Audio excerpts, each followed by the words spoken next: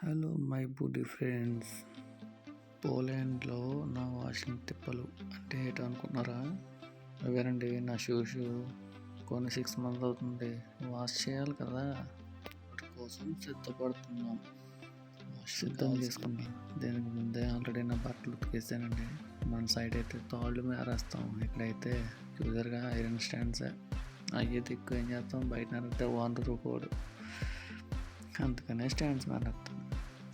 చూసేద్దాం మన కిచెన్ రూమ్లోనే ఇక్కడ మాకు వాషింగ్ మిషన్ ఉంటుంది. కానీ మా కిచెన్ రూమ్ వ్యూ చాలా బాగుంటుంది.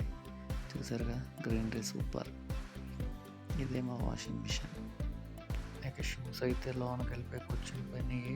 వాషింగ్ మిషన్ చూడగానే నేనైతే తలుపేసి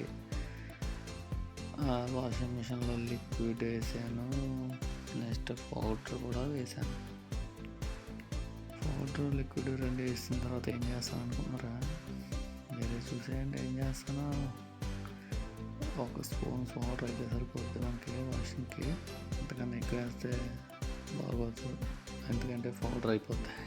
1 స్పూన్ సరిపోతాయి. ఇప్పుడైతే అది మూసేసి ఈ పక్కన ఉన్న బటన్ ఒక 2 సార్లు తిప్పి తర్వాత ఆన్ చేసేస్తే ఆటోమేటిక్గా తిరుగుతూ ఉంటాయి.